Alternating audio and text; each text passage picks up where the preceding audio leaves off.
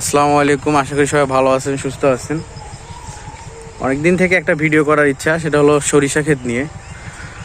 তো আমার গ্রামের বাড়িতে আসলাম। আসার পরে এই নদীর পাড়ের দিকে আসছি। এখানে আসার পরে এই আমার পিছনে দেখতে পাচ্ছেন সরিষা ক্ষেত, গ্রামীণ পরিবেশের সরিষা ক্ষেত।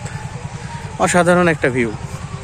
এখানে আসলে যে কারো মন ভালো হয়ে যাবে, কারো যদি মন খারাপ থাকে এখানে আসলে ভালো হয়ে যাবে। আমার পিছনে কিন্তু আপনি সরিষা ক্ষেত দেখতে পাচ্ছেন, বিশাল এলাকা জুড়ে সরিষা ক্ষেত। মাঝে মাঝে একটু গ্যাপ আছে। যে ফাঁকা জমিগুলো দেখতে পাচ্ছেন এগুলোতে আবাদ করা হবে, ধানের আবাদ। সিজন চলতেছে।